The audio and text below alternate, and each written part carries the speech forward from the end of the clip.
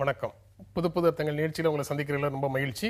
இன்றைய நிகழ்ச்சியில் பங்கேற்பதற்காக எழுத்தாளர் ஞானி அவர்களும் பத்திரிகையாளர் வெங்கடேஷ் அவர்களும் நம்ம அரங்கத்துக்கு வந்திருக்கிறாங்க. வணக்கம். இன்றைய புது புது அர்த்தங்கள் நிகழ்ச்சியில் நக்சலைட்டுகள் பாகிஸ்தான் தீவிரவாதிகளால் முல்லை பெரியாறு அணைக்கு ஆபத்து அப்படின்னு சுப்ரீம் கோர்ட்டில் தமிழ்நாடு அரசு போட்டிருக்கிற மனு பற்றியும், ஹேமா மாலினி மருத்துவமனைக்கு அழைத்து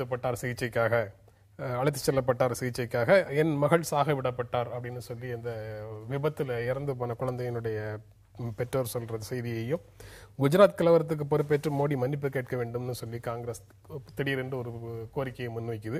அதை பற்றியும் பேசலாம். நக்சலைட்டுகள் பாகிஸ்தான் தீவிரவாதிகளால் முல்லை பெரியாறு அணைக்கு ஆபத்து அப்படின்னு உச்சநீதிமன்றத்தில் தமிழ்நாடு அரசு சொல்லுது. ஜெய்ஷ் இ முகமது, லஷ்கர் இ தொய்பா போன்ற தீவிரவாதி அமைப்புகள் தாக்கலாம், நக்சலைட் அமைப்புகள் தாக்கலாம், தமிழீழ விடுதலை புலிகளினுடைய மீதம் இருக்கக்கூடிய நபர்கள் தாக்கலாம் அப்படின்னு எல்லாம் தமிழ்நாடு அரசு சொல்லுது. இதை நீங்க எப்படி பார்க்குறீங்க? இல்லை, இந்த அறிக்கைகள்லாம் மத்திய அரசு அமைப்பான உளவு அமைப்புகள் தந்த ஒரு அறிக்கையை தான் எடுத்து இவங்க சுப்ரீம் கோர்ட்டை தாக்கல் பண்ணியிருக்காங்க. இது இவங்களுடைய அறிக்கை அல்ல. அப்போ நீங்க இந்த அறிக்கையினுடைய ஒரு உண்மைத்தன்மை அதை எடுத்து போடுறாங்க, அதை எடுத்து அப்படியே கொடுக்கறாங்கிறது அதை ஏற்கிறார்கள் என்ற பொருள் இல்லையா? தமிழ்நாடு அரசு அந்த வாதத்தை ஏற்கிறது, அந்த எச்சரிக்கை ஏற்கிறதுங்கிற எச்சரிக்கை ஏற்கிறது அப்படின்னு இப்ப எச்சரிக்கை உண்மை அப்படிங்கிற பட்சத்துல நம்ம இதுக்கு உண்மையிலேயே ஒரு கவனிக்க வேண்டிய ஒரு விஷயம். இப்ப இந்த மாதிரியான ஒரு அணைகளை தாக்குவதற்கான ஒரு திட்டம் இப்ப நீங்க இந்த மாதிரியான ஒரு தீவிரவாத அமைப்புகளுக்கு இருக்கிறது அப்படிங்கிறது ஒரு மத்திய அரசினுடைய ஒரு உளவுத்துறை சொல்லக்கூடிய ஒரு தகவல்.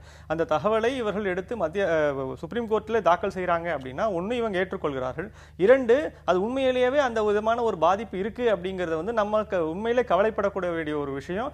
அதற்கு நீங்க இத்தனை நாள் நம்ம இப்போவாவது நம்ம விழித்துக் கொண்டு நம்ம இதுக்கான பாதுகாப்பு ஏற்பாடுகளை செய்ய வேண்டும். இப்ப முல்லை பெரியாறுல நீங்க கூட அவங்க டேம் கட்ட போறாங்களா, இல்ல நம்ம இது பண்ண போறோமா, தண்ணியை ஏத்திக்க போறோமா, வசதிக்க போறோமா அப்படிங்கறதெல்லாம் இன்னொரு விவாதம்.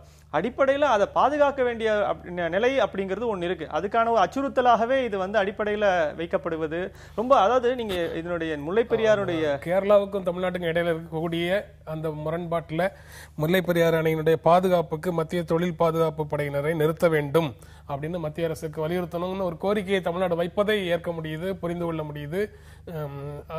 அதை நியாயப்படுத்துவதற்காக இந்த வாதங்களை அரசு முன்வைக்குதா அப்படிங்கிறது தான். நியாயப்படுத்தணும்னு அவசியம் கிடையாது. இது ஏற்கனவே மத்திய அரசு உளவுத்துறை கொடுத்த ரிப்போர்ட்டை தானே இவங்க எடுத்து பயன்படுத்துறாங்க. இன்ஃபேக்ட் அப்படின்னா நிச்சயமா மத்திய அரசுக்கு இந்த மாதிரியான ஒரு பாதிப்புகள் இருக்கு அப்படிங்கிறது நிச்சயமா தெரிஞ்சுதானே இருக்கு. இவங்க வேணா அதை நீங்க சுப்ரீம் கோர்ட்ல இன்னைக்கு ஆதாரமாக எடுத்து வைக்கலாமே தவிர, ஆனால் அடிப்படையில் அப்படிப்பட்ட ஒரு எச்சரிக்கை ஒன்று விடுக்கப்பட்டிருக்கிறது என்பதே கவனத்தில் கொள்ள வேண்டிய ஒரு விஷயம்.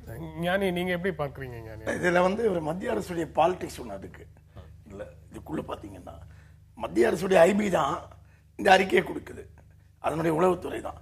தமிழக அரசுடைய உளவுத்துறை கொடுக்கல, கேரள அரசுடைய உளவுத்துறை கொடுக்கல, ஆனா மத்திய அரசுடைய உளவுத்துறை இந்த அறிக்கையை கொடுக்குது. அதை உடனே மத்திய அரசு என்ன செய்யுது? தமிழக அரசுக்கு அனுப்பும், கேரள அரசுக்கு அனுப்பும். அதான் செய்யும்.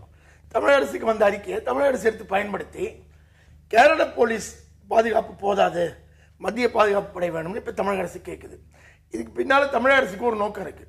ஏன்னா தொடர்ந்து அந்த அணைக்கு தமிழக அதிகாரிகள் போகிற போதெல்லாம் அவர்களை கேரள போலீஸ் தடுக்கிறார்கள். அதை நாம் தொடர்ந்து பார்க்கணும். தமிழக அதிகாரிகள் போய் அந்த அணையை பார்வையிட செல்லும் போதெல்லாம் கேரள போலீஸுக்கு அவங்களுக்கும் மோதல் ஏற்பட்டு கொண்டே இருக்கிறது. இந்த சூழ்நிலை தமிழக அரசு அங்க 2 போலீஸும் அல்லாத ஒரு படை இருப்பது நல்லதுன்னு, பாதுகாப்பு அம்சங்களே விட்டுருங்க, ஏற்கனவே உறவிலேயே இருக்கிற சிக்கல்னால அங்கு வேறு ஒரு 3வது படை இருப்பதனால தமிழக அரசு கருதக்கூடும். இதை தமிழக அரசு பயன்படுத்த பார்க்க இந்த வாய்ப்பை. ஆனா இதுக்கு மத்திய அரசு உச்சநீதிமன்றத்தில் சொல்லியிருக்கிற பதில் பாருங்க, அதுதான் ரொம்ப ரொம்ப சிக்கலான பதிலா இருக்கு. மத்திய அரசு என்ன பதில் சொல்லுது? இந்த அணை கேரள மாநில எல்லையில இருக்கு, ஆனால் அங்க மத்திய பாதுகாப்பு படை வேணும்னு கேட்டா அந்த கோரிக்கை எழுப்ப வேண்டியது கேரள அரசு தான், தமிழக அரசு அந்த கோரிக்கை எழுப்ப முடியாது. ஆனால் கேரள அரசு கோரிக்கை வைக்காதனால நாங்க மத்திய படையை அனுப்ப முடியாதுன்னு இதே உச்சநீதிமன்றத்தில் மத்திய அரசு பதில் சொல்லுது. அப்ப மத்திய அரசு என்ன வேலை செய்யுதுன்னு பாருங்க. ஒரு பக்கம் பிள்ளையை கிள்ளி விட்டு இன்னொரு பக்கம் தொட்டில ஆட்டி விடுறது, அல்லது தொட்டில ஆட்டி விட்டு அப்புறம் பிள்ளையை கிள்ளி விடுறது இருக்குல்ல, இந்த 2 வேலையை செஞ்சுக்கிட்டு இருக்கு. சிக்கல் இல்ல, அந்த தொழில் பாதுகாப்பு படையினரை நிறுத்தணும் அப்படின்னு கேட்கறதுல ஒன்றும் பிரச்சனை இல்லை. அதை அவங்க அவங்க அனுப்பிட்டாங்கன்னா கேரள அரசு வந்து மாநில சுயாட்சியினுடைய தலையீடு, நாங்க கேட்காம அவங்க எப்படி அனுப்புனாங்க, அவங்க நிச்சயமா அதை கேட்பாங்க. அப்படிங்கிற மாதிரி கேட்பாங்க.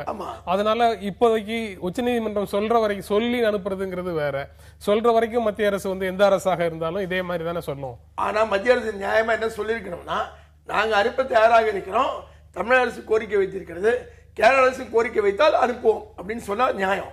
இந்த கோரிக்கை தமிழக அரசே வைக்கக்கூடாது, கேரள அரசு தான் வைக்கணும்னு சொல்லும் போது மத்திய அரசு தயார் நிலையில எல்லாம் தானே காட்டுது. இல்ல இது என்னன்னா ரெண்டு பேருடைய, அதாவது என்னன்னா மத்திய அரசு எப்படி நடந்துக்க விரும்புதுன்னா, நீங்க ரெண்டு பேரையுமே வந்து நாங்க பகச்சிக்க விரும்பல, இது அத்தனையுமே வந்து எல்லாமே நீதிமன்றத்தினுடைய வாயிலாக நடைபெற்றது அப்படின்ற ஒரு தோற்றத்தை ஏற்படுத்தணும் அப்படிங்கிற எண்ணம் தான் மத்திய அரசுக்கு இருக்கு. அதாவது நான் உனக்கும் நியாயம் பண்ணல, அவனுக்கும் நியாயம் பண்ணல, உனக்கும் நியாயத்தை வந்து நான் மறுக்கல, அவனுக்கும் நியாயத்தை மறுக்கல, நான் வந்து இதுல இருந்து விலகி நிக்கிறேன், நான் வந்து ஒரு அடிப்படை அறிக்கையை ஒண்ணு கொடுத்துட்டேன், இந்த அறிக்கைகளுடைய அடிப்படையில் நீங்க ஒவ்வொருத்தரும் ஒவ்வொரு விஷயமா செய்ய போறீங்க. இல்ல நியாயமா மத்திய அரசு என்ன பண்ணிருக்கணும், இந்த உளவுத்துறை ரிப்போர்ட்டை உங்களுக்கு அனுப்பும் போது, தமிழக அரசுக்கோ கேரள அரசுக்கோ அனுப்பும் போது, இந்த சூழ்நிலையில உங்கள் மாநில காவல்துறையை போதுமான ஏற்பாடுகளை செய்ய முடியுமா, முடியாதுன்னா எங்களுடைய பாதுகாப்பு படை உதவி தேவையா அப்படின்னு கேட்டுதான் மத்திய அரசு தான் கேட்டிருக்கணும். உங்களை நியாயமா ரெண்டு அரசையும் கேட்டிருக்கணும்.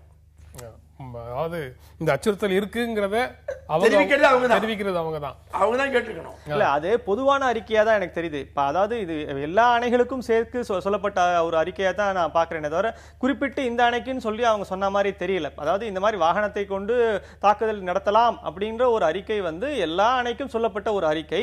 அந்த அறிக்கை வந்து நிச்சயமா எல்லா மாநிலத்துக்கும் சென்று இருக்கும். தமிழகத்தை பொறுத்த வரைக்கும் வந்திருக்கூடிய அறிக்கையை மத்திய மாநில அரசு அதை எடுத்து பயன்படுத்தி இருக்கிறது என்பது உண்மை. ஆனால் இது வந்து உண்மையிலேயே ஒரு இந்த அறிக்கையினுடைய அடிப்படை தான் நம்ம ரொம்ப யோசிக்க வேண்டியதா இருக்கு. இப்படிப்பட்ட ஒரு தீவிரவாத அமைப்புகளும் இப்படி ஒரு மிகப்பெரிய ஒரு பாதிப்புகளை ஏற்படுத்த முடியும்னு ஒரு உளவுத்துறை நம்புது. அதுவும் தேசிய அளவில் கொடுக்கப்பட்ட ஒரு அறிக்கையா தான் இதை நான் கவனிக்கிறேன். அடுத்து இன்னொரு கேள்வி இருக்கு. உளவுத்துறைக்கு அதுல வந்து விடுதலை புலிகள் ஆதரவாளர்கள் குறிப்பிடுறாங்க, இஸ்லாமிய பயங்கரவாதிகள் சில அமைப்புகளை குறிப்பிடுறாங்க. அப்படி குறிப்பிட்டு இவங்க கிட்டே இருந்து ஆபத்து வரும் அப்படின்னு சொல்லக்கூடிய அளவுக்கு உளவுத்துறை கிட்ட தகவல் இருக்குன்னா, ஏன் அந்த பயங்கரவாத அமைப்புகளையோ அல்லது அந்த விடுதலை புலி ஆதரவு அமைப்புகளையோ ஏற்கனவே அவங்க மேல ஏன் நடவடிக்கை எடுக்கல? அதுவே கற்பனையா இருக்கலாம்ல. அத கற்பனைன்னு நீங்க சொல்ல முடியுமா அப்படிங்கிறதுதான். கற்பனை இல்லை என்றால் அவங்க கிட்ட இருந்து ஆபத்து வரும்னு சொல்லக்கூடிய அளவுக்கு தரவுகள் இருக்குன்னு சொன்னா அந்த அமைப்புகள் யாரு அவங்கள சொல்லணும்ல. இது நமக்கு வந்து தமிழ்நாட்டு அரசியலுக்கு வந்து உறுதி செய்யப்படாத உளவுத்துறை தகவல்கள் ஒன்றும் புதிதல்ல. வைகோ அரசியல் கலைஞரை கொள்வதற்கு சதி நடக்குது ஏற்கனவே வைகோ மூலமாக நடந்ததுன்னு ஒரு வந்ததுதான். அதே மாதிரி இது ஆதாரம் இல்லாத அச்சத்தை வெளிப்படுத்துற உளவுத்துறை ரிப்போர்ட்னு சொல்லி புறக்கணிச்சிட முடியுமா அப்படின்னு கேட்கல. புறக்கணிக்க வேண்டாம், ஆனால் இந்த மத்திய அரசு கூடிய அரசியல் என்ன என்பதை பார்க்க வேண்டியிருக்கிறதுங்கிறேன். இல்ல இது புறக்கணிக்கலாம் கூடாதுங்க. இது உண்மையிலேயே வந்து ஒரு தேசிய அளவில் கொடுக்கப்பட்ட ஒரு எச்சரிக்கை தான். இது நிச்சயமா தமிழக அரசுக்கு மட்டும் கொடுக்கப்பட்ட எச்சரிக்கை அல்ல. இப்ப தேசிய அளவில் கொடுக்கப்பட்ட எச்சரிக்கையா இருக்கும் பட்சத்துல நிச்சயமா இதற்கு நீங்க வந்து புறக்கணிக்கவோ இதனுடைய இருக்கக்கூடிய நியாயங்களை நம்ம மறுக்கவோ கூடாது அப்படிங்கிறதா. ஏன்னா இது நாமளே வந்து ஏமாத்திக்க விடக்கூடாது. இதுல இந்த மாதிரியான ஒரு பாதிப்பு இருக்குன்னா அதுக்கு உரிய பாதுகாப்பு நடவடிக்கைகள் என்னங்கிறத பார்த்து எடுக்க வேண்டியது அவசியமே தவிர இது நம்முடைய மாநில அரசியலுக்கோ இல்ல கேரள மாநில அரசியலுக்கோ ஏதோ ஒரு வகையில பாதிப்புகள் ஏற்படுத்தும்னு நம்ம இதுக்கு வந்து ஒரு காரணங்கள் கற்பிப்பதிலும் அர்த்தம் கிடையாது. முல்லை பெரியாறு அணைக்கு பாகிஸ்தான் பயங்கரவாத அமைப்புகளாலும் விடுதலை புலிகள் ஆதரவு அமைப்புகளாலும் ஆபத்து இருப்பதாக அரசு சொல்லுது. இது அபாண்டமான குற்றச்சாட்டு. எந்த விதத்துல இப்படி தமிழ்நாடு அரசு சொல்லுதுன்னு தெரியல. தமிழகத்தில் உள்ள ஈழ ஆதரவு அமைப்புகள் அனைத்தையும் கொச்சைப்படுத்துற வகையில அடிப்படை ஆதாரமற்ற குற்றச்சாட்டை தமிழக அரசு தெரிவிக்கிறது. அரசியல் தலைவர்கள், நம்ம தமிழ்நாட்டு அரசியல் தலைவர்கள் அதுக்கு கண்டனம் தெரிவிக்கிறாங்க. அதை பிரிச்சு பார்க்கணும். விடுதலை புலிகள் ஆதரவு சக்திகள்னு சொல்வது வேறு, ஈழ ஆதரவு சக்திகள் சொல்வது வேறு. எல்லா ஈழ ஆதரவு சக்திகளும் புலிகள் ஆதரவாளர்கள் அல்ல. அதனால ரெண்டையும் பிரிச்சு பார்க்க வேண்டிய அவசியம் இருக்கு. ஆனால் இங்க வந்து என்ன சொல்றாங்கன்னு பார்க்கணும். இன்னைக்கு தமிழ்நாட்டில் விடுதலை புலி ஆதரவு சக்திகள் என்று திரண்டு யாரும் வந்திருக்கிற மாதிரி எந்த விதமான காட்சியும் இல்லை. எங்க இந்த தமிழ்நாட்டில் ஈழ ஆதரவு சக்திகள் இருக்கு, ஈழ ஆதரவு மனநிலை இருக்கு. ஆனா விடுதலை புலிகள் ஆதரவுங்கிற மாதிரி ஒரு பெரிய அமைப்புகளோ சக்திகளோ இயங்கிக் கொண்டிருக்கிற மாதிரிலாம் சொல்ல முடியாது. இல்ல நீங்க அந்த குற்றச்சாட்டுல தமிழீழ விடுதலை புலிகளுடைய ஆதரவு அமைப்புகளால அச்சுறுத்தல் அப்படின்னு சொல்றத மட்டும்தான் இவர்கள் கண்டனம் தெரிவிக்கிறாங்க. அது எந்த அமைப்புகள் யாருன்னு சொல்லணுங்கிற இது எல்லாமே வந்து வேக சொல்லிட்டே போனா யாரு அவங்க யாரு எந்த அமைப்புகள்னு சொல்லி அவங்க தமிழ்நாடு அரசினுடைய மனுலையோ அல்லது மத்திய உளவுத்துறையோ ஸ்பெசிபிக்கா யாரையும் சொல்லலங்கும்போது எதுவுமே சொல்லாம நம்ம வந்து ஜென்ராமுக்கு வந்து புதுப்புதர்த்தங்கள் நிகழ்ச்சிக்கு வரக்கூடிய பேனலிஸ்ட்களிடம் இருந்து ஆபத்து அப்படின்னா இங்க தினம் 2 பேர் பேனலிஸ்ட் வந்துட்டு இருக்கோம். எந்த பேனலிஸ்ட் கிட்ட இருந்து உங்களுக்கு ஆபத்துன்னு சொல்லணும்ல? ஆமா, அது குறிப்பாக சொல்லணும். ஞானிட்ட இருந்து ஆமா, வெங்கடேஷ் தினம் 2 பேர் உங்களுக்கு சந்திச்சுட்டு இருக்கோம். வந்து உட்கார 2 பேர்ல எந்த 2 பேர்கிட்ட இருந்து உங்களுக்கு ஆபத்துன்னு சொல்லணும்ல? இல்லை, இது ஒரு அடிப்படையில் என்னால் ஒன்று விஷயத்தை புரிஞ்சிக்க முடியாது. தமிழகத்தை பொறுத்தவரை வந்து ஒரு என்ன சொல்ற ஈழ ஆதரவாக இருந்தாலும் சரி, விடுதலை புலி ஆதரவாக இருந்தாலும் சரி, 2 பக்கமுமே ஒரு விதமான ஒரு சாஃப்ட் கார்னர் ஒன்று இருக்குது. நீங்கள் அவங்க பேரை பயன்படுத்திட்டாங்க, மத்திய அரசினுடைய ரிப்போர்ட்லேருந்து எடுத்து மாநில அரசு வந்து உச்சநீதிமன்றத்தில் அவங்க பேரை பயன்படுத்திட்டாங்க அப்படிங்கிறது இவங்களுக்கு ஒரு மிகப்பெரிய ஒரு அதிர்ச்சியாக இருக்குது. அது வந்து நீங்கள் இப்போ இது இவங்க பார்த்தீங்கன்னா ஒரு செலக்டிவாக இருக்காங்க. நீங்கள் மற்ற அமைப்புகளை பற்றி இவர்கள் யாருமே குறை சொல்லலை, எதுவுமே ஒரு கமெண்ட் பண்ணலை. ஆனால் நீங்கள் விடுதலை புலிகள் அமைப்புகளை சேர்ந்தவர்கள் அப்படின்னு சொல்லக்கூடிய ஒரு வார்த்தைக்கு மட்டும்தான் தமிழக தலைவர்கள் எல்லாம் கண்டனம் தெரிவிக்கிறாங்க, வருத்தம் தெரிவிக்கிறாங்க, ஏற்புடையது அல்ல அப்படின்னு பேசுறாங்க. இதுல இருக்கக்கூடிய ஒரு அவங்களுக்கான ஒரு அரசியல் ஒன்று இருக்கு. இந்த அரசியலை வந்து காப்பாற்றுவதற்கு இப்படிப்பட்ட பேச்சு பேச வேண்டிய ஒரு தேவை அவர்களுக்கு இருக்கிறது. ஆனால் ஒரு மத்திய அரசாகவோ இல்ல மாநில அரசாகவோ இருக்கக்கூடியவர்கள் இதுல அமைப்பு ரீதியான விஷயங்களை பார்ப்பதை விட இது அணைக்கு வந்திருக்கக்கூடிய ஒரு அச்சுறுத்தல் என்ற ஒரு பார்வையில் இருந்தால் இதை பார்க்க வேண்டுமே தவிர, ஒவ்வொருத்தருக்கும் ஒரு அரசியல் இருக்கு. அவர்களுடைய பாதுகாப்புக்காகவும் அந்த கடைசி வாக்கியம் தான் ரொம்ப முக்கியம் வெங்கடேஷ். ஒவ்வொருத்தருக்கும் ஒரு அரசியல் இருக்குன்னு சொல்லும்போது ஐபிக்கு ஒரு அரசியல் இருக்கிறது, மத்திய அரசுக்கு ஒரு அரசியல் இருக்கிறது. அந்த அரசியலையும் சேர்த்து தானே பார்க்க வேண்டும். ஐபிக்கு இருக்கக்கூடிய அரசியல் வந்து லஷ்கர் இ தொய்பா, விடுதலை புலிகள் ஆதரவு அமைப்புகள், நக்சலைட் அமைப்புகள் எல்லாம் ஒண்ணுதான். எல்லாம் ஒரே லைன்ல இருக்கு. எல்லாமே சீர்குலைவு அமைப்புகள், எல்லாமே இந்தியாவின் வளர்ச்சிக்கு எதிரானவை, எல்லாமே இந்தியாவினுடைய கேந்திரமான பகுதிகளில் பயங்கரவாத தாக்குதல்களை நடத்தக்கூடியவை அப்படின்னு ஐபி சொல்லுது. தமிழ்நாட்டில் இந்துத்துவ அமைப்புகள்ல வந்து தீவிரவாதம் செய்யறவங்களை பத்தியோ மிரட்டல் செய்யறவங்களை பத்தியோ இது வரைக்கும் ஐபி எந்த அறிக்கையும் கொடுத்ததா தெரியல. இல்ல, ஆனா நீங்க அதுல ஒரு நியாயம் இருக்குல்லங்க. இப்ப இவங்க செய்யக்கூடிய இவங்க சொல்ல இப்ப உண்மையாவே வந்து இந்த மாதிரியான அமைப்புகள் அத்தனையுமே இந்தியாவுக்கு தொடர்ந்து கடந்த காலங்களில் பாதிப்பை ஏற்படுத்தி இருக்கிறதா இல்லையா? அப்ப பாதிப்பு ஏற்படுத்தி இருக்கிறதுன்னு ஒரு முன்னுதாரணங்கள் இருக்கும் பட்சத்தில் இப்படிப்பட்ட ஒரு எச்சரிக்கைகளை கொடுப்பதில் அந்த அறிக்கை கொடுக்காம போயிருச்சுன்னு வச்சுக்கோங்களேன். இப்ப நீங்க என்ன ஆயிருக்கும், நீங்க வந்து நீங்க வந்து இந்தியாவில் உளவுத்துறை என்ன பண்ணிச்சு, ஒண்ணுமே பண்ணல, நாமளே தான் பேச போறோம் திருப்பியும். அப்போ உளவுத்துறை முன்னெச்சரிக்கையாக கொடுக்கக்கூடிய வார்த்தைகளை நாம் வந்து அறிக்கைகளை நாம் அதற்கான ஒரு நியாய தர்மத்தோடும் அதற்கான ஒரு என்ன சொல்றது ப்ரோஸ் அண்ட் கான்ஸோட எடுத்துக்கிற தப்பு ஒண்ணுமே கிடையாது. பாகிஸ்தான் அமைப்புகள், பாகிஸ்தான்ல இருந்து இயங்கக்கூடிய அமைப்புகள் மூலமாக ஆபத்து இருக்குங்கிறத டாக்டர் ராமதாஸ், வேல்முருகன், வைகோ எல்லாரும் ஏற்கிறார்கள். நக்சல் அமைப்புகளால தொல்லைகள் இதே மாதிரி வரும், பயங்கரவாத செயல்களில் ஈடுபடக்கூடியவர்கள் தான் அவங்க அப்படிங்கிறத வைகோ ஏற்கிறார், வேல்முருகன் ஏற்கிறார், ராமதாஸ் ஏற்கிறார். விடுதலை புலிகள் ஆதரவு அமைப்புகளிலிருந்து தொல்லை வரும், அச்சுறுத்தல் வரும் அப்படிங்கறத பயங்கரவாத ஆபத்துன்னு சொல்றத மட்டும்தான் அவங்க எதிர்க்கிறாங்க. அப்படித்தானே அதுக்கு பொருள்? இல்ல, இப்ப இருக்கிற சூழ்நிலை அப்படி சொல்லலாம். அதாவது கொஞ்சம் மாத்தி பாத்தீங்கன்னா சிக்கலாயிரும். அதாவது விடுதலை புலிகளை ஆதரித்து நக்சல்பாரி அமைப்புகளும் விடுதலை புலிகளை ஆதரித்து இஸ்லாமிய அமைப்புகளும் அறிக்கை விட்டா அப்ப அவங்கள பத்தியும் பிரச்சனை எல்லாம் போயிடும்ல அவங்களுக்கு. இது இன்னும் வேறு விதமான இல்லையா? இது இன்னொன்று நீங்க நல்லா அதை பிஸ் பண்றீங்க. பட் ஆனா என்னன்னா, அதாவது என்ன அடிப்படையில என்ன தமிழ் அமைப்புகள் மேல வந்து அசல் பிரச்சனை அதெல்லாமே அல்ல. அசல் பிரச்சனை மீண்டும் மீண்டும் சொல்லுகிறேன், மத்திய அரசும் உளவுத்துறை, மத்திய அரசின் உளவுத்துறையும் வேறு மாநில அரசியலை எப்படி காய் நகர்த்துவது, வேறு மாநில அரசியல் என்ன செய்வது முயற்சிகள்ல ஒரு தொடர்ச்சி முயற்சியாக அதை பார்க்க வேண்டும். நீங்க சொல்ற மாதிரி மாநில கட்சிகள் பார்க்க தவறினால் அதுக்கு என்ன பொருள்? அவங்க வந்து மத்திய அரசு செய்யக்கூடிய அரசியலுக்கு இவர்களும் பலியாகிறார்கள்னு பொருளா? நீண்ட காலமாக அப்படித்தான் இருந்து கொண்டிருக்கிறது. ஏன்னா பல நேரங்களில் இவர்களே மத்திய அரசுடைய அப்படிப்பட்ட சூழ்ச்சிகளுக்கு தாங்கள் எதிராக இருந்திருக்கிறார்கள், அல்லது தாங்கள் உடன்பட்டவர்களாக இருந்திருக்கிறார்கள். ஹேமமாலினியினுடைய வாகனமும் இன்னொரு வாகனமும் மோதிக்கொண்ட விபத்துல உடனடியாக ஹேமமாலினி உயர்தர சிகிச்சைக்காக அழைத்து செல்லப்பட்டார். ஆனா என்னுடைய மகள் உடனடியாக அழைத்து செல்லப்படவில்லை. நாங்கள் எல்லாரும் அங்க காயங்களோட காத்திருந்தோம். எங்களுக்கு ஆம்புலன்ஸுக்கு யாரோ ஒருத்தர் போன் பண்ணி வந்து அதற்கு பிறகு நாங்க போறதுக்கான கால தாமதத்துல என்னுடைய மகள் இறந்து விட்டாள். என்னுடைய மகள் சாக விடப்பட்டால் ஹேமமாலினிக்கு உடனடியாக சிகிச்சை அளிப்பதற்கு ஏற்பாடு செய்யப்பட்டது அப்படின்னு சொல்லி இந்த குழந்தையோட அப்பா சொல்றாரு. அந்த செய்தியை நீங்க எப்படி பார்க்குறீங்க? இல்லை, இது அடிப்படை ரொம்ப கஷ்டமான ஒரு செய்தி. உண்மையிலே அந்த குழந்தையை சாக விடப்பட்டு கூடாது.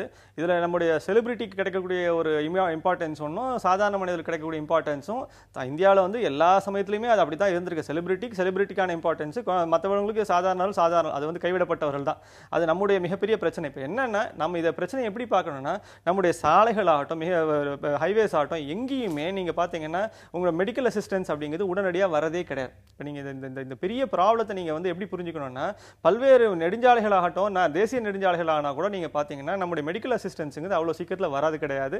மெடிக்கல் அசிஸ்டன்ஸுக்கு கிடைக்கக்கூடிய ஒரு இமீடியட் என்ன சொல்றது, அதாவது நீங்க ஒரு சட்டுன்னு ஒரு பாதிப்பு ஏற்படுது ஒன்றும் இல்லை. நீங்க சாதாரண ஒரு டிராஃபிக் ஆக்சிடென்ட் ஒன்று நடந்துச்சுன்னா நீங்க அங்க பக்கத்துல வந்து இருக்கக்கூடிய போலீஸ் வரத்துக்கு இப்ப நீங்க பாம்பே பூனாவுடைய ஹைவே ஆகட்டும் இல்லை எந்த ஹைவேவா நான் பார்த்திருக்கேன், ஒவ்வொரு ஹைவேலையும் இருக்க பெரிய பிரச்சனை என்னன்னா, நீங்க குறைஞ்சபட்சம் 1 மணி நேரத்தில் அரை மணி நேரத்தில் 1 மணி நேரமாவது கண்டிப்பா அது உள்ள அங்க வந்து சேர கொடுத்து. இந்த அளவுக்கு நம்முடைய நீண்ட சாலைகள் போடுவது வந்து முக்கியம் கிடையாது. அதுல வந்து தேவைப்படக்கூடிய அத்தனை வசதிகளையும் செய்து வைக்க வேண்டியது ஒரு நெடுஞ்சாலைத்துறையினுடைய முக்கியம். அதை நம்ம கவனத்துல வச்சுக்கவே இல்லை அப்படிங்கிறதா சிக்கல். நீங்க அந்த செய்தியை எப்படி பார்க்குறீங்க? இது வந்து ரொம்ப அடிப்படை விஷயம். ஒரு விபத்து நடக்குது, விபத்து நடந்த உடனே அந்த இடத்துல பாதிக்கப்பட்டவர்களை அங்கிருந்து ஏதோ ஒரு மருத்துவமனைக்கு யார் கொண்டு போறாங்க? who is authorized to do, யாருக்கு அது அதிகாரம் இருக்கு, யார் செய்ய கடமைப்பட்டவர்னு பார்த்தீங்கன்னா நமக்கு இது இல்லை. இந்தியாவில் வேகா இருக்கு. இதை பற்றி எந்த விதமான ஒரு தெளிவே இல்லாத சூழ்நிலை இருக்கும். ஒரு பாதிக்கப்பட்ட இடத்துல நடைமுறையில் என்ன நடக்குது? இப்போ ஏமாளுடைய டிரைவரே அந்த அடிப்படையிலான்னு வச்சுங்க, அவருக்கு அவர் ஏமாள் நீங்கள் நேரஸ்ட் ஹாஸ்பிட்டல், அவருக்கு தெரிஞ்ச பெரிய ஹாஸ்பிட்டல் தான் கூட்டு போயிடுவார் பார்த்தீங்கன்னா. ஆனால் இன்னொரு வண்டியில் வந்தவங்க இருக்காங்கல்ல, அதில் பாதிக்கப்பட்ட அதிக பாதிப்பு இல்லாதவங்க அவங்களுக்கு தெரிஞ்ச இடத்துக்கு கூட்டு போயிடுவாங்க. இப்போ ரெண்டு தரப்புமே எந்த நடவடிக்கை எடுக்க முடியாத அளவுக்கு செயலிழந்திருந்தாருன்னா, கூடியிருக்கக்கூடிய பொதுமக்களை யாராவது ஒரு பொது ஆம்புலன்ஸுக்கு ஃபோன் பண்ணி ஆம்புலன்ஸ் வரவழைக்கிறது தான் நடக்கும். இப்படி தான் இந்த விஷயங்கள் நடக்குது. இதில் நமக்கு தேவைப்படுதுன்னா நிறைய இன்னும் தெளிவான சட்டங்கள் தேவைப்படுது. இதில் நிச்சயமாக வெங்கடேஷ் சொன்ன மாதிரி செலிபிரிட்டி வேறுபாடுன்னு அவர் சொல்கிறாரு. அதை இன்னும் அரசியல் ரீதியாக சொன்னால் வர்க்க வேறுபாடு நம்ம சமூகத்தில் எப்பவுமே இருந்துக்கிட்டே தான் இருக்குது. ஒரு காரில் போய் அமைச்சரும் கார் டிரைவரும் 2 பேருக்கு ஆக்சிடென்ட் ஆனால் அமைச்சர் வந்து தனியார் உயர் மருத்துவமனைக்கு, கார் டிரைவர் கவர்மெண்ட் ஹாஸ்பிட்டலுக்கு தான் போவாங்க. அதே வண்டியிலேயே கூட பார்த்தீங்கன்னா அதுதான் நம்முடைய நடைமுறை நிலைமையாக என்ன இருக்கக்கூடிய சூழல். அப்போ இதில் நமக்கு தெளிவான விதிமுறைகள் வரைமுறைகள் தேவைப்படுது. ஒரு ஆக்சிடென்ட் நடந்தால் அங்கிருந்து உடனடியாக மிக நெருக்கத்தில் இருக்கக்கூடிய முக்கியமான மருத்துவமனைக்கு எல்லாரையும் கொண்டு போய் ஆகணும். அங்கே ட்ரீட்மெண்ட் கொடுத்தாகணும்னு சட்டத்தில் இடம் வேணும். கொடுக்கப்பட்ட ட்ரீட்மெண்ட்டுக்கு யார் பே பண்ண போறாங்கன்னும் போது அதுக்கு கவர்மெண்ட் வந்து ஒரு ஆக்சிடென்ட் மெடிக்கல் இன்சூரன்ஸுக்கான ஒரு பொது திட்டத்தை கிரியேட் பண்ணலாம். அதுதான் உண்மையில் நம்ம செய்யறோம். பார்த்தீங்கன்னா எல்லா சிட்டிசனையும் கவர் பண்ணக்கூடிய ஒரு காமன் ஆக்சிடென்ட் இன்சூரன்ஸ் ஒன்று தேவைப்படுது. இதெல்லாம் தான் நம்ம செய்ய வேண்டிய விஷயம். அது செய்யாத வரைக்கும் இப்படிப்பட்ட சூழ்நிலை நம்ம சமூகத்தில் இருந்துட்டு தான் இருக்கும். ஒரு பொதுவான காப்பீடு திட்டம், எல்லா குடிமக்களையும் உள்ளடக்கிய ஒரு பொதுவான காப்பீடு திட்டம், இண்டிவிஜுவலா இருக்கக்கூடிய யாருக்கு ஆக்சிடென்ட் நடந்தாலும் உடனடியாக கவனிக்கப்படுறதுங்கிறது. அதை எப்படி பார்க்குறீங்க? இல்லை இப்போ நீங்க பிரதமருடைய இப்போதைய விபத்து காப்பீடு திட்டம் ₹1 எல்லாம் கொண்டு வந்திருக்காரு. இதெல்லாம் வந்து நீங்க காப்பீடு திட்டங்கள் எல்லாமே தேவைங்க கண்டிப்பா. அதாவது என்ன அவர் சொல்லக்கூடிய ஒரு விஷயம் ரைட், அதாவது அந்த வர்க்க வேறுபாடு இல்லாமல் உடனடியாக அரசு மருத்துவமனையோ ஏதோ ஒரு பொது மருத்துவமனையோ இல்லை வந்து தனியார் மருத்துவமனையோ நியரஸ்ட் மருத்துவமனைக்கு அவர்கள் அத்தனை பேரும் உடனடியாக அழைத்து செல்லப்பட வேண்டும், மருத்துவம் பார்க்கப்பட வேண்டும். இதுல என்ன சிக்கல் வருதுன்னா, இது யார் இதை எடுத்து செய்வாங்க, அவங்கள செய்வதற்கு செய்யக்கூடியவர்களை வந்து இன்னொன்னு பரந்த மனசு ஆத்தரைசேஷன் வேணும், இன்னொன்னு பரந்த ஹாஸ்பிடல்ஸ் எல்லாத்துக்கும் கிளியர் இன்ஸ்ட்ரக்ஷன் வேணும். நீங்க வந்து ரெஃப்யூஸ் பண்ண முடியாது, எந்த ஆக்சிடென்ட் விக்டிம்க்கு எதுவும் ரெஃப்யூஸ் பண்ண முடியாது, யூ ஹேவ் டு அட்மிட் அப்படிங்கிறது இருக்குல்ல, அது வந்து மேண்டேட்டரி ஆகும். இது என்ன தெரியுமா, நீங்க தனியார் மருத்துவமனைக்கு எடுத்துட்டு போக முடியாது. உடனடியா அவங்க வந்து நீங்க ரொம்ப கேஸ் மோசமா இருக்குங்க, நீங்க government police case government hospital எடுத்து போங்கம்பாங்க. இது அத்தனையுமே மிகப்பெரிய சிக்கல்கள். நம்ம ஊர்ல என்னன்னா, நீங்க சட்ட ரீதியா இவங்களுக்கு அதாவது விபத்துகளை பற்றி இருக்கக்கூடிய ஒரு கருணை மனப்பான்மை நம்ம மனசுல கிடையவே கிடையாது. அந்த விபத்து நடந்து போச்சுன்றது ஒரு அடிப்படையில பயம், அது சட்ட ரீதியா என்ன சிக்கல்களை ஏற்படுத்துமோ என்ற ஒரு அடுத்த கட்ட ஒரு தயக்கம், இது ரெண்டுமே கிடையாது. இது அந்த சமயத்துல இது நம்ம காமிக்க வேண்டியது ஒரு கருணை, அந்த இடத்துல உடனடியாக தேவைப்படக்கூடிய மருத்துவ உதவி, தேவைப்படக்கூடிய உயிர் அப்படிங்கிற ஒரு பயம் வந்து நமக்கு வேணும். அதற்கான ஒரு விரிந்த ஒரு பார்வையும் நம்ம அந்த இடத்துல ஏற்றுக்கொள்ளக்கூடிய ஒரு சட்ட ரீதியான ஒரு அணுகுமுறையும் தான் இந்த இடத்துல தேவை.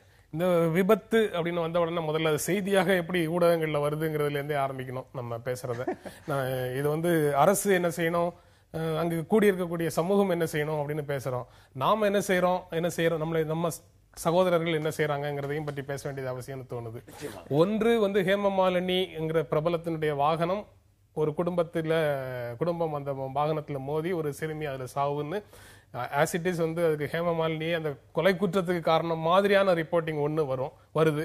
அல்லது அந்த குழந்தை பலிங்கிறதையே கடைசி செய்தி சைட்லைன் ஆயிட்டு ஹேமா மாலினிக்கு சிறு காயம் அல்லது பெருங்காயம் அப்படின்னு சொல்லி அது ஹைலைட் ஆகுது.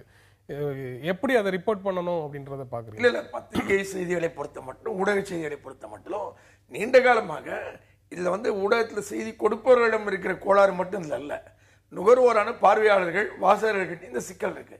வாசகர்களிடம் மனநிலை சமூகத்தில் பிரபலங்கள் வெவ்வேறு அந்தஸ்துகள் இருக்கிறவர்கள் அவரோட சார்ந்த செய்திகள் தான் முதல்ல படிக்கிறாங்க. இந்த மனநிலையே அப்படிதான் நம்ம கட்டமைக்கப்பட்டிருக்கு நீண்ட காலமா. அது கட்டமைக்கப்பட்டிருக்கிற மனநிலைக்கு தொடர்ந்து நாம் தீனி போடுவதாக தான் இருந்துட்டு இருக்கு. இது ஒண்ணு சார்ந்தே தான் இருந்துட்டு இருக்கு. இப்ப மோதி கொண்ட 2 வாகனங்கள்லயுமே பிரபலங்கள் இல்லைன்னு வச்சுக்கோங்க, செய்தி என்ன ஆயுதுன்னு பாருங்க. அப்ப உடனடியா அந்த விபத்தை பத்தி நாம இன்னைக்கு பேசியிருக்க மாட்டோம். இல்ல அப்ப இந்த செய்தியை வேறவா என்ன ஆகுதுன்னா, குடும்பம் அடியோடு பலி, குடும்பத்தில் மொத்த பேரும் பலின்னு அது வேற மாதிரி டைமென்ஷன்ல போட்டுதான் செய்தி பண்ண வேண்டியிருக்கும். என்ன அப்படிதான் செய்தி வருது பாத்தீங்கன்னா. முழு குடும்பமும் போனாங்க, காலி ஆயிட்டாங்க. அப்புறம் திருமணத்துக்கு சென்ற குடும்பம் இறந்தது. இப்படித்தான் அதுக்கு ஆங்கிள் ஒண்ணு கொடுக்க வேண்டியிருக்குல்ல செய்திக்கு. அந்த செய்திக்கான ஆங்கிள் சாதாரண மனிதர்கள் சம்பந்தப்படும் போது அதுல வேற ஒரு சுவாரஸ்யமான ஆங்கிள் தான் செய்தியில போகுது. ஆனா பிரபலங்கள் சம்பந்தப்படும் போது அந்த ஆங்கிள் கொடுக்க கஷ்டப்பட வேணாம். நேர பிரபலம் ஒருத்தர் இருக்கிறாருங்கிற ஒரு ஆங்கிளே போதுமானதா இருக்கு. இதான் செய்தி ரிப்போர்ட்டிங்ல இருக்கிற பிரச்சனை. நீங்க எப்படி பாக்குறீங்க? இல்ல நம்முடைய மனநிலை ஞானி சொன்ன மாதிரி பிரபலங்களை ஒட்டி இருக்கக்கூடிய மனநிலை தான். நம்ம எப்பவுமே ஒரு பிரபலங்களை பார்த்து பார்த்து பார்த்து நம்ம எல்லா விஷயங்களையும் பழகி இருக்கோம். அது அவங்களுக்கு என்ன நடக்குமோ அப்படின்னு நினைக்கிறோம். இதுல ஹேமா மாலினிங்கிற பிரபலம் உண்மையிலேயே ஒரு தேசிய அளவுல ஒரு கவனம் பெற்றவர் அப்படின்னும் போது இயற்கையாவே நீங்க அவங்க பேர் தான் முதல்ல போட்டு ஆரம்பிப்போம். இதுல செய்தியில எழுதக்கூடிய இடத்துல ஒரு பெரிய சிக்கல் இருக்கு. நீங்க என்னன்னா, நீங்க அதே அளவுக்கு கூடுதல், அட்லீஸ்ட் அதே அளவுக்கு இல்லைனாலும் குறைஞ்சபட்சமாவது நீங்க அந்த குழந்தை கூடவே அந்த பாதிக்கப்பட்டதுன்னு சொல்லணும். ஆனா என்னன்னா, நீங்க அதை கடைசி வரியிலயோ கடைசிக்கு முந்தின வரியிலயோ இந்த மாதிரியா ஒரு குழந்தையும் பாதிக்கப்பட்டதுன்னு எழுதுறதுக்கு பாருங்க, அது என்ன ஒரு தயக்கம் வருது அதுல அப்படின்னா, இதுல எங்கேயாவது நம்ம தெரியாதனமா நம்ம அவங்களை கொலை குற்றச்சாட்டுக்கு நம்ம சொல்லிடுவோமோ, நம்ம இது தேவையில்லாம கவனமா வாகனம் ஓட்டினாங்க நம்ம அவங்களுக்கு குற்றம் சொல்லிடுவோமோ அப்படிங்கிற ஒரு தயக்கம் எல்லாம் கூட சேர்ந்து வருது. அப்போ இதுல என்ன முக்கியத்துவம் அடையுதுன்னா, அதுல நடந்த தவறை விட அதுல இருக்கக்கூடிய அந்த அனுதாபம் இருக்கு பாருங்க, அது முதல்ல வருது. இந்த அனுதாபத்தை செலிபிரிட்டி மேல இருக்கக்கூடிய அனுதாபமும் சாதாரண மனுஷனுக்கு இருக்கக்கூடிய அனுதாபம் எப்பவுமே வேற. இந்த செலிபிரிட்டி மேல ஒரு அனுதாபத்தை கிரியேட் பண்ணிட்டோம்னா படிக்கிறதுக்கு சுவாரஸ்யமாயிரும் ஒண்ணு. அதே சமயத்துல நம்ம தெரியாமலே செலிபிரிட்டி மேல ஒரு அனுதாபத்தை ஏற்படுத்தும், அல்லது செலிபிரிட்டி மேல ஒரு வன்மத்தை ஏற்படுத்தும். ரெண்டுமே ரெண்டு எக்ஸ்ட்ரீம்ல தான் அது வேலை செய்யும். ஆமா.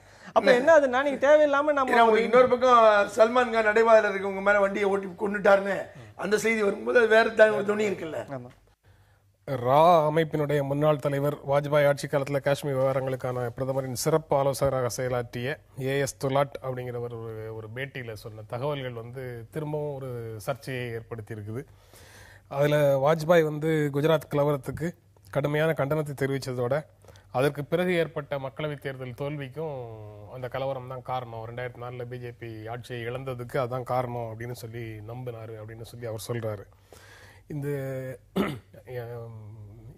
இதை அடிப்படையாக வச்சுட்டு குஜராத் கலவரத்துக்கு பொறுப்பேற்று மோடி மன்னிப்பு கேட்கணும் அப்படின்னு காங்கிரஸ் இப்போ கோரிக்கையை வைக்குது. நீங்க அந்த கோரிக்கையை எப்படி பாக்குறீங்க? இந்த கோரிக்கை ஒரு தனியா வச்சு பேசுவோம் சார். ஆனா இதுல இருக்கக்கூடிய அரசியல் தான் திருப்பி எனக்கு கவனம். 10 நாளைக்கு முன்னாடி தான் நம்ம அத்வானியை பத்தி பேசணும். அதுக்கப்புறம் உடனே நீங்க எமர்ஜென்சி காலகட்டத்தில் நடந்த தவறுகள் அப்படின்னு பிஜேபி அத்தனை குற்றச்சாட்டையும் காங்கிரஸ் மேல வச்சது. நீங்க காங்கிரஸ் மன்னிப்பு கேட்கவே இல்லை அப்படின்னு சொன்னா அப்புறம் அந்த மன்னிப்பு, அதாவது காங்கிரஸ் கட்சி மன்னிப்பு கேட்கணும்னு சொல்லாச்சு. இன்னைக்கு இருக்கக்கூடிய சோனியா காந்தியும் ராகுல் காந்தியும் மன்னிப்பு கேட்கணும், அது அவங்க தான் முழு பொறுப்பு, அந்த எமர்ஜென்சியினுடைய அத்தனை தவறுகளுக்கும் அவங்க தான் முழு பொறுப்புன்னு அவங்க மேல மிகப்பெரிய சேரைவாசி பிஜேபி ஃபுல்லா எல்லாம். அது ஒரு பெரிய கேம்பெயின் நடந்தது. இப்போ இந்த கேம்பெயினை இப்போ இவங்க ஆரம்பிக்கிறாங்க. அதாவது நீங்க என்னன்னா, இது டிட் ஃபார் டாட், அதாவது கண்ணுக்கு கண் பல்லுக்கு பல் அப்படிங்கிற மாதிரி எதை எடுத்தாலும் இப்போ அவங்க ஒன்று செஞ்சு முடிச்சாங்க. இப்போ இவர் உடனே இப்போ நேற்று என்ன, இப்போ துலாத் பேச ஆரம்பிச்ச உடனே 2 விஷயம், ஒன்று இந்த மாதிரி குஜராத் கலவரம், இன்னொன்று இந்த காந்தஹார் விமான கடத்தல், இந்த ரெண்டு விஷயத்தையும் எடுத்துக்க ஆரம்பிச்சுட்டு என்ன சொல்றாங்க, இப்போ உடனடியாக அதாவது காங்கிரஸ் பரபரன்னு வேலை செஞ்சு என்னன்னா, எப்படி இவங்களுடைய உடனே இப்போ அந்த ஒரு தவறுகளுக்கு நம்ம எப்படி இவங்க பதில் சொல்லணும் அப்படின்னா, இப்போ உடனே இவங்க அவங்க மேல அட்டாக் ஆரம்பிக்கிறாங்க. இதுல ரொம்ப பெரிய பிரச்சனை என்னன்னா, இந்த அரசியல்னால அடிப்படை இவத ஒத்தர மாத்தி ஒத்தர் குற்றம் சாட்டி ஒத்தர மாத்தி ஒருத்தர் வந்து திருப்பி திருப்பி திருப்பி தவறுகள் பேசி இதை வந்து நம்மள வந்து ரொம்ப ஒரு ஒரு என்ன சொல்றது, ஒரு வேற நலத்திட்டங்கள் பத்தியோ இல்ல வளர்ச்சி திட்டங்கள் பத்தியோ மக்களை யோசிக்க விடாம திருப்பி திருப்பி இந்த அரசியல் என்ன சொல்றது பகடைக்காயாட்டம் அப்படிங்கறத எனக்கு திருப்பி திருப்பி இப்படி தெரியுது. இதுல இருக்கக்கூடிய நியாயங்கள் வேற, ஆனா அடிப்படையில நம்மள வந்து அதாவது ஒரு மாதிரி இந்த பொலிட்டிக்கல் பீயிங் சோசியல் பீயிங் அத்தனை பேரையும் காலி பண்ணி இவங்க ரெண்டு பேரும் ஒத்தரவாதத்தை மொத்தர் வந்து இவங்க அடிச்சுக்கிறதுனுடைய ஒரு பலன் வந்து நம்ம அடிப்படை விஷயங்கள்ல யோசிக்கிறதுக்கான ஒரு வாய்ப்பையே மறுக்கிறாங்க. அடிப்படை விஷயங்களை பற்றிய புரிதல்ல இருந்து அல்லது அதை பற்றிய தேடல்ல இருந்து மக்களுடைய கவனத்தை திசை திருப்புறதுக்காகத்தான் காங்கிரசும் பிஜேபியும் இந்த மாதிரியான விஷயங்களை செய்யுது அப்படிங்கறத நீங்க எப்படி பாக்குறீங்க? இல்ல இதுலயே சில அடிப்படை விஷயங்கள் அடங்கி பார்க்கணும் சார். அடிப்படை விஷயத்துக்கு அப்பாற்பட்டுதான் இந்த விஷயங்கள் நம்ம பார்க்க வேண்டிய அவசியம் இல்லை. எமர்ஜென்சி அடிப்படை விஷயத்துக்கு அப்பாற்பட்டது கிடையாது. அதே மாதிரி குஜராத் கலவரம் அடிப்படை விஷயத்துக்கு அப்பாற்பட்டது கிடையாது. நம்ம வந்து இந்த ரெண்டுத்திலுமே அடிப்படை விஷயங்கள் அடங்கியிருக்கு. ஒரு சமூகத்தில் சிறுபான்மையினுடைய பங்கு என்ன, சிறுபான்மையினருக்கு தேவைப்படக்கூடிய பாதுகாப்பு என்ன அப்படிங்கிற தன்மை அடங்கியிருக்கு. ஒரு சமூகத்தில் கருத்து சுதந்திரத்துடைய பங்கு என்ன அப்படிங்கிற விஷயம் எமர்ஜென்சி அடங்கியிருக்கு. இது எல்லாமே அடிப்படை விஷயங்கள் சம்பந்தப்பட்டதான். ஆனால் நான் இதை முற்றிலும் அடிப்படை விஷயங்கள்ல இருந்து வேறுபட்டதா ரெண்டு பிரச்சனையுமே பார்க்கல. ஆனால் இதில் இவங்க அரசியல் செய்கிறாங்கன்றது இயல்பு. ரெண்டு எதிர் கட்சிகள் அரசியல் செய்வது. இப்போ நீங்கள் எமர்ஜென்சியாக எடுத்துக்கிட்டீங்கன்னா 40வது ஆண்டை வந்து மிக முக்கியமாக பிஜேபி முன்னிறுத்தி காங்கிரஸ் வந்து மீண்டும் வளர எழுச்சி பெற்று விடக்கூடாதுன்னு ஒரு முயற்சி பண்ணுது. அப்படி பண்ணும்போது அதுக்கு காங்கிரஸ்ல சோனியா காந்தி பொறுப்பேற்கணும் அப்படின்னு சோனியா காந்தி மீது அது தாக்குதல் வைக்குது. ஆனால் உண்மை என்னன்னு பார்த்தீங்கன்னா, எமர்ஜென்சி நடந்த போது சோனியா காந்தி எந்த அரசியல் பொறுப்புலையும் இல்லாதவங்க. ராஜீவ் காந்திக்கும் சோனியா காந்திக்கும் அரசியலில் அந்த காலகட்டத்தில் எந்த பங்கும் இல்லை. அப்போ முழுக்க எமர்ஜென்சியில் பங்கு இருந்த சஞ்சய் காந்தி, அவர் மனைவி மேனகா காந்தி, அவர் மகன் வருண் காந்தி 2 பேரும் பிஜேபியில் தான் இன்னைக்கு இருக்காங்க. இன்னைக்கு பிஜேபியில் இருந்துட்டு மேனகா காந்தி வருண் காந்தியும் எமர்ஜென்சிக்காக தாங்கள் மன்னிப்பு கேட்கணும்னு சொல்றாங்களா என்ன? காங்கிரஸ் மன்னிப்பு கேட்கறத விடுங்க, பிஜேபியிலே இருக்கிற சஞ்சய் காந்தியுடைய மனைவி 1984 நடந்த சீக்கியர் கலவரத்துக்கு அப்ப காங்கிரஸ் கட்சியில உறுப்பினராகவே இல்லாத மன்மோகன் சிங் 2004 ஏன் மன்னிப்பு கேட்க வேண்டியது? அவராவது உறுப்பினராகவே இல்லாதவரே கேட்டாரு. நாம என்ன கேட்கிறோம்னா, சஞ்சய் காந்தியோடு தோளுக்கு தோள் கூட இந்த மேனகா காந்தி வந்து இன்னைக்கு பிஜேபியில் இருக்காங்க. எமர்ஜென்சி பத்தி அவங்க இந்த 40ஆம் நினைவு நாள் விழால அவங்க ஏதாவது பேசியிருக்காங்களான்னு கேட்கிறேன். பேசல. அப்ப அவங்க பத்தி ஏன் வாயை திறக்க மாட்டேங்குது பிஜேபி? அவங்க கட்சியில தானே இருக்காங்க. அவங்க எமர்ஜென்சியும் போது முழுக்க டெல்லியில துர்க்மான் கேட்ல முஸ்லிம் குடியிருப்போட தாக்கினது, அழிச்சது, அதுக்கு பிறகு கட்டாயமான குடும்ப கட்டுப்பாடு சிகிச்சை செய்ய முகாம் நடத்தினது செஞ்சதெல்லாம் யாரு? Jagmohan lieutenant governor. அவர் எமர்ஜென்சிக்கு பிறகு ராஜீவ்காந்தி ஆட்சிக்கு பிறகு அவர் எங்க போனாரு? பிஜேபியில் சேர்ந்து வாஜ்பாய் கவர்மெண்ட்ல அமைச்சராக இருந்தார். அவர் பிஜேபிக்காரராக தான் இருந்தார் ஜக்மோகன். அடுத்து அப்ப ஜக்மோகனுக்கு வந்து அவங்க என்ன பொறுப்பேற்றுக் கொண்டார்களா? ஜக்மோகனுடைய பொறுப்பு நடவடிக்கைகளுக்கு எமர்ஜென்சியும் போது அப்ப பிஜேபியுடைய அஜெண்டா என்ன? அதான கேள்வி. அப்ப இந்த மாதிரி பிரச்சனைகள் இருக்கக்கூடிய ஒரு சூழ்நிலையில குஜராத் கலவரத்தை பற்றி பேசும்போது இவங்க சொல்லக்கூடிய டெக்னிக்கல் பதில், மோடிக்கு எதிராக இன்னைக்கு எந்த நீதிமன்றத்திலும் அவருக்கு இதுக்கு தொடர்பு இல்லை அப்படி எல்லா நீதிமன்றமும் சொல்லிடுச்சு அப்படிங்கிறாங்க. இல்ல, இன்னும் ஒரு வழக்கு பாக்கி இருந்துகிட்டே இருக்கு. ஜாஃப்ரே வழக்கு இன்னும் நீதிமன்றத்தில் பாக்கி இருக்கு. அதுல மோடி பங்கு பற்றினது இன்னும் நிலுவையில் இருந்துகிட்டு இருக்கு. அந்த வழக்கு விசாரணை இல்லை, அது முற்றா முடியல. ஒரு எஸ்ஐடி மட்டும்தான் அவர் கிளியர் பண்ணிருக்கு. ஆனா இந்த வழக்கு தொடர்ந்து நீதிமன்றம் வந்து தள்ளுபடி செய்யல. ஜாஃப்ரேடைய மனைவி போட்ட வழக்கு தொடர்ந்து நடந்துகிட்டு இருக்கு. அப்ப இன்னும் அந்த கேஸ் பெண்டிங்ல தான் இருக்கு அந்த விஷயம். அப்ப மோடி மன்னிப்பு கேட்கணுமான்னு கேட்டீங்கன்னா அது இன்னொரு விஷயம். ஏன்னா நான் பொதுவாக என்ன நம்புறேன்னா, இந்த மாதிரி பிரச்சனைகளை மன்மோகன் மன்னிப்பு கேட்டாலோ மோடி மன்னிப்பு கேட்டாலோ அதோட முடிஞ்சு போற விஷயமா? அதோட இந்த விஷயங்கள்லாம் மறந்துட முடியுமா? மன்னிப்போம் மறப்போம்னு இது மன்னிப்பு சம்பந்தப்பட்ட விஷயமே இல்லை. அந்த நேரத்தில் ஒரு போர்க்கூட்டம் நடந்ததுக்கு ராஜபக்சே மன்னிப்பு கேட்டா முடிஞ்சு போயிருமா? யார் போர்க்கூட்டத்துக்கு பொறுப்பான அதிகாரிகள் யார்? அவங்க மேல் நடவடிக்கை வேண்டாமா? அந்த கேள்வி வருது இல்ல. இல்ல இப்ப நீங்க மன்னிப்புன்னு ஆரம்பிச்சீங்கன்னாவே அது ஒரு இன்னொரு பேண்டோரா பாக்ஸ் நீங்க அது வந்து திறந்து விட்டுருவோம். அதனாலேயே அவங்க வந்து மௌனம் தான் வந்து இதனுடைய ஒரே ஒரு மௌனத்தின் மூலமாக இதை வந்து ஒரு கல்லறை கட்டக்கூடிய ஒரு முயற்சி தான் இது அத்தனையும். ஆனா என்ன இதுல இந்த ஒரு கேஸ்ல என்ன நடந்திருக்குன்னா, இப்ப நீங்க இப்ப துலாட் ஆகட்டும், இப்ப இவங்கெல்லாம் வந்து இவங்க எழுதக்கூடிய புத்தகத்தை வந்து பிரபலப்படுத்தணும்னு ஆரம்பிச்ச உடனே இந்த மாதிரி ஏதோ ஒரு 2 விஷயத்தை வந்து உடனே எடுத்து பேசி அதை வந்து நீங்க மீடியாக்குள்ள நம்ம சொல்ல ஆரம்பிக்கும் போது இதுல கவனம் பெறக்கூடிய ஒரு அம்சம் என்னவோ அதை வந்து நம்ம திருப்பி பேசி நம்ம வந்து புத்தகத்தையும் விற்பனைக்கான வழியை பண்ணி கொடுத்துறோம். அது இன்னொரு ஒரு பை ப்ராடக்ட் மாதிரியான ஒரு காரியம் நடந்திருக்கு. ஆனா என்ன இதுல அடிப்படை சிக்கல் அப்படின்னு சொன்னா, இப்ப இந்த மோடி மேல இருக்கக்கூடிய வழக்குகளை வந்து இப்ப இவங்க நம்ம பேசி முடிச்சிட்டோம் அப்படின்னு இவங்க பிஜேபியில சொல்றாங்க.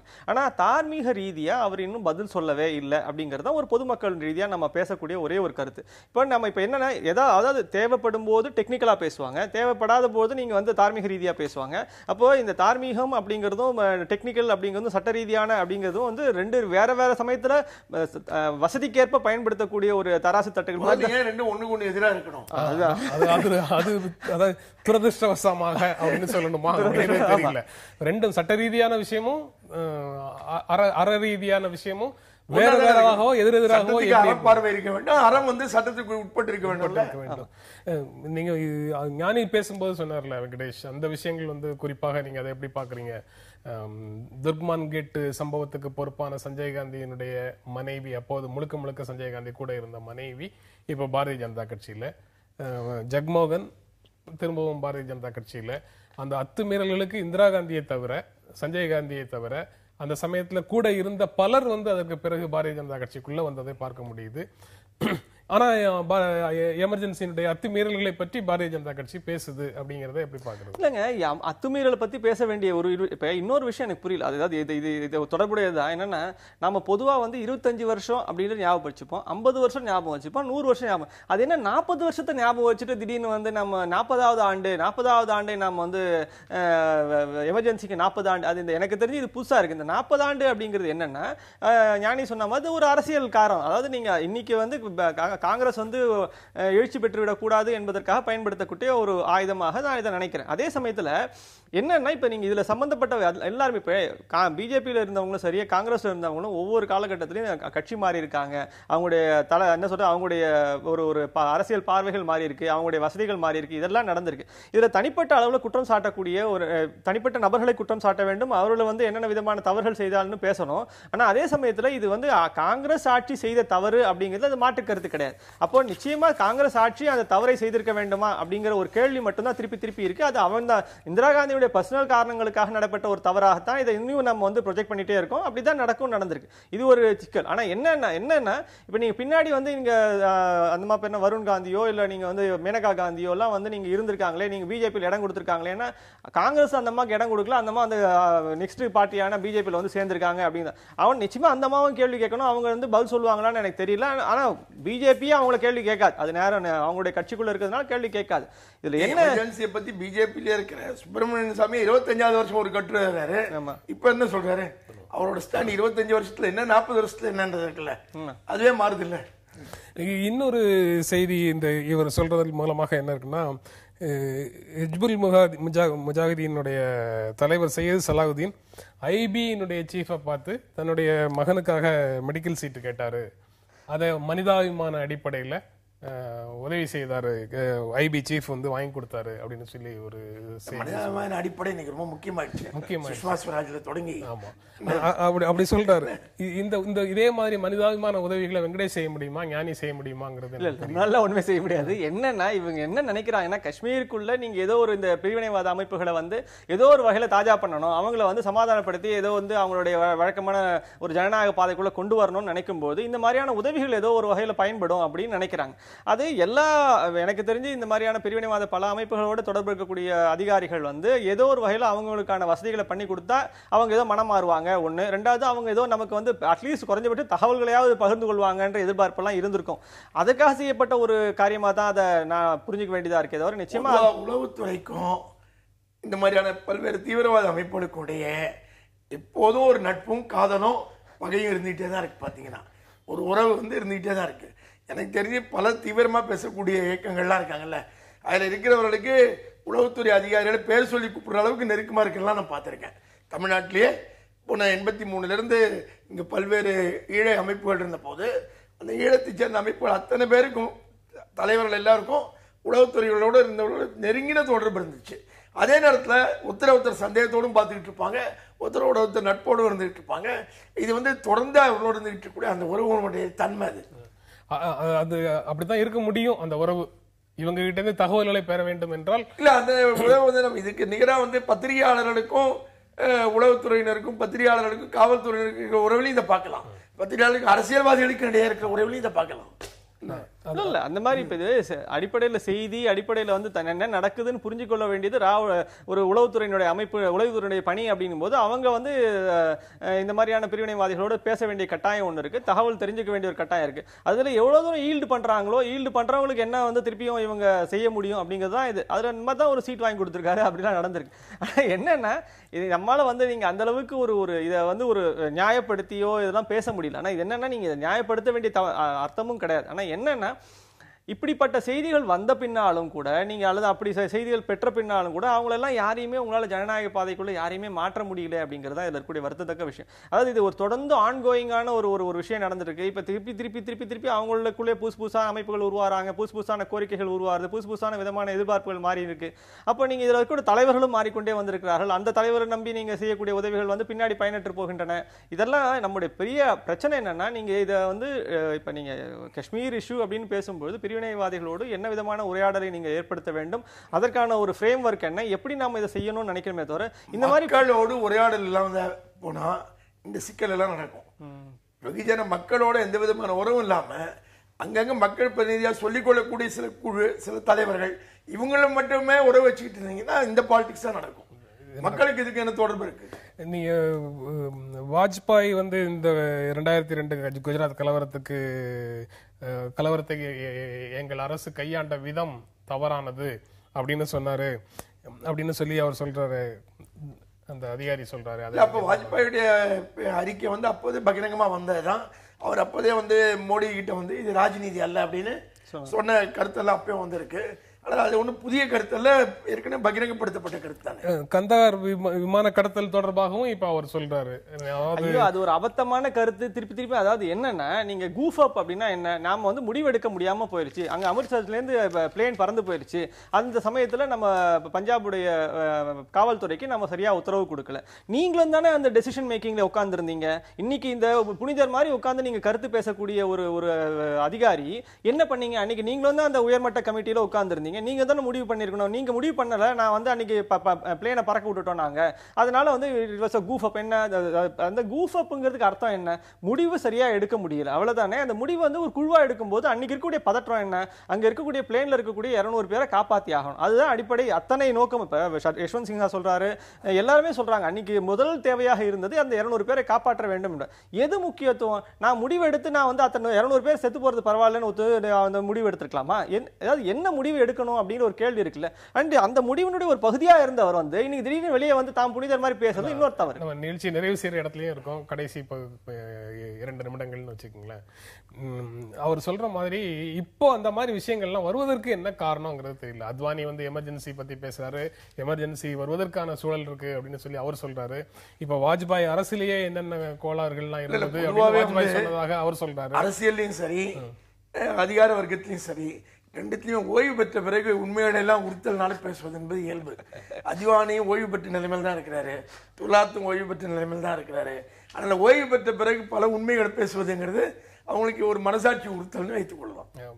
பிரிஜேஷ் மிஸ்ரா வந்து கிட்டத்தட்ட பிரதமர் மாதிரி செயல்பட்டார் அப்படின்னு என்னென்னலாமோ அவர் சொல்லக்கூடிய தகவல்கள்ல இருக்கு. அதான் எல்லாருமே ஓய்வு பெற்ற பிறகுதான் இதெல்லாம் பேசுவாங்க. எந்த கருத்தையும் சொல்ல மாட்டாங்க. ஒரு பெரிய வருத்தம் ஒண்ணு இருக்கும் சார், தங்களால இதெல்லாம் பண்ண முடியல, தாங்க இதெல்லாம் செஞ்சிருக்கலாம், தாங்க வேற மாதிரி யோசிச்சிருக்கலாம், இப்படி எல்லாம் இன்னைக்கு உட்கார்ந்து யோசிக்கல என்ன அர்த்தம் இருக்கு?